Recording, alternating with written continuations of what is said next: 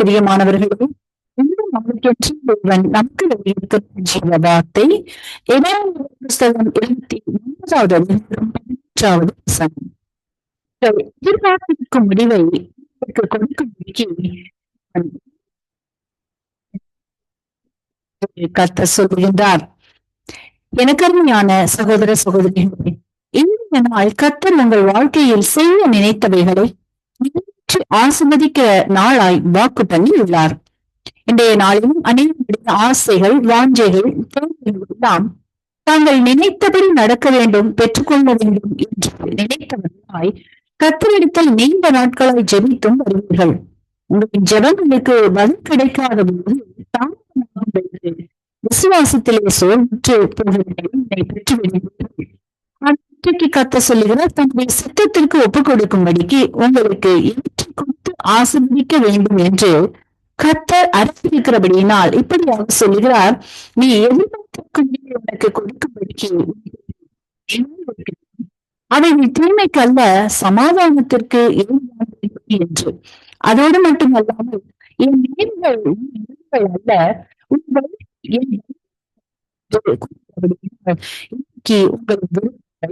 ஏக்கங்கள், தேவைகள் யாவற்றையும் கர்த்தரின் சித்தத்திற்கு முன்னால், ஆனால் அவர் உங்களை விசாரிக்கும் காணபடியினால் உங்கள்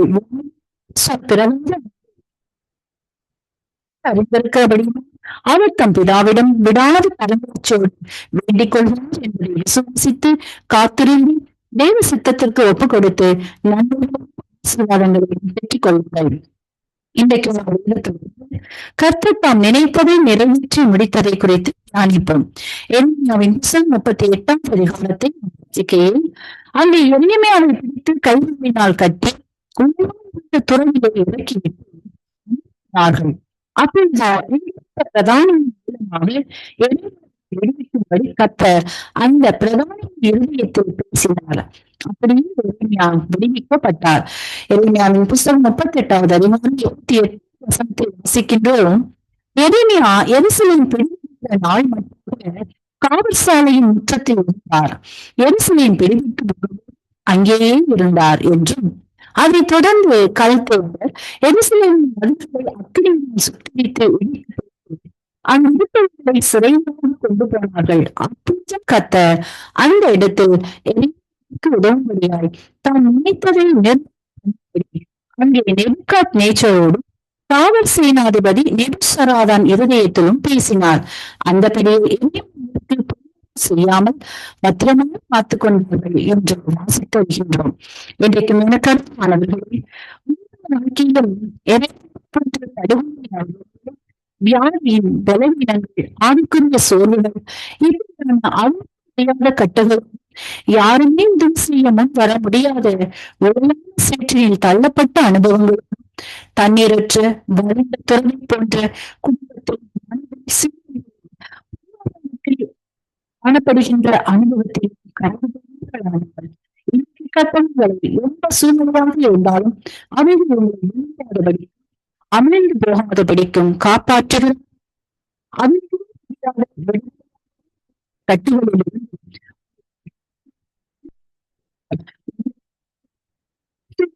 இடத்தில்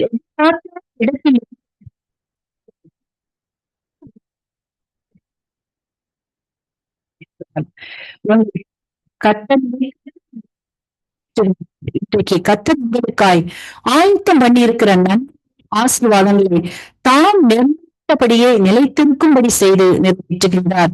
ஆகவே இன்றைக்கு நீங்கள் கலங்கிக் கொண்டு எதிர்பார்த்திருக்கிற காரியங்கள் கர்த்தரின் ஆலோசனைகள் தடைகள் விலகி பிரவேசிக்கும்படிக்கு ஆசீர்வதிக்கின்றார்.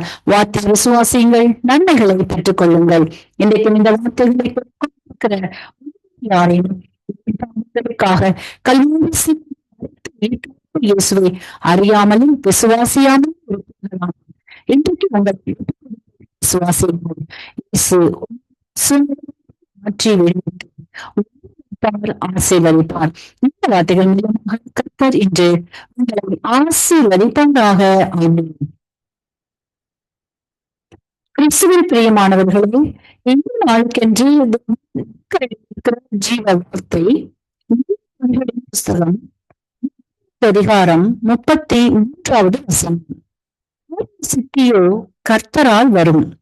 எனக்கு அருமையான சகோதர சகோதரிகள், கர்த்தர் உங்களுக்காய் காரியங்கள் எவ்வளவானாலும் அதை வாய்க்க பண்ணும்படி வழிகளை தொடர்ந்து ஆசீர்வதிக்கிற நாளாய் வாக்கு பண்ணி உள்ளார்.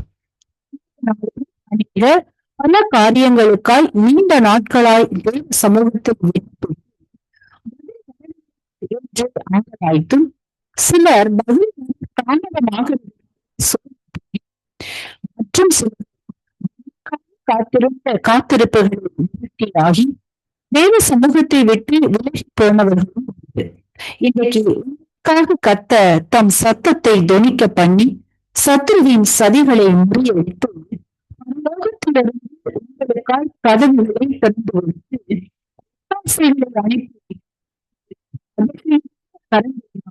அற்புதங்களை செய்து ஆசீர்வதிக்கின்றார். இன்றைக்கும் கர்த்தர் தம்முடைய காரியங்களை ஜெயமாக்கி ஆசீர்வதிக்கிறதை குறித்து தியானிப்போம். பார்க்கலாம். நெகேமியாவின் புஸ்தகம் 102 அதிகாரங்களை நாம் வாசிக்கையில், அங்கே நெகேமியா தன் நகரமாகிய அக்னியினால் சுட்டெரிக்கப்பட்டதை பார்க்க முடியாமல் துக்கத்தோடு சமூகத்தில் ராஜாவிடம் கிடைக்க வேண்டி ஜெபிக்கின்றான்.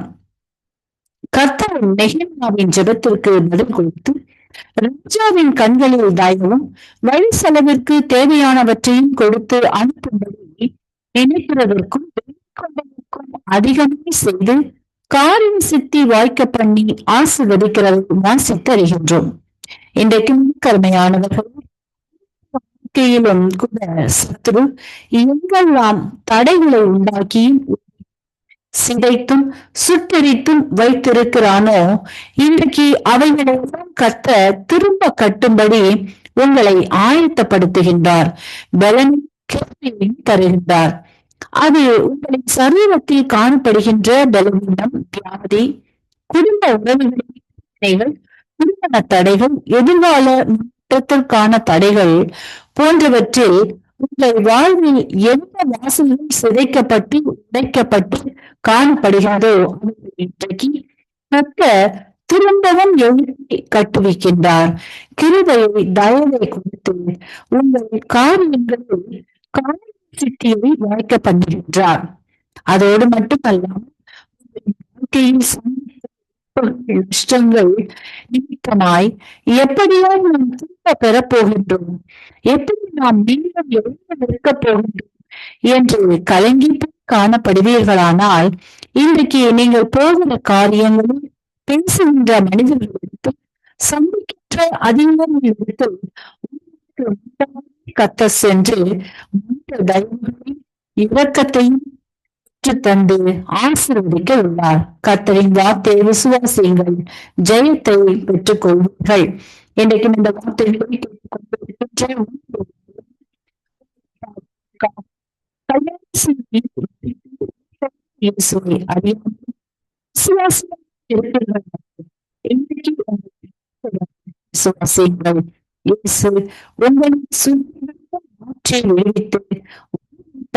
ஆசீர்வதிப்பார்.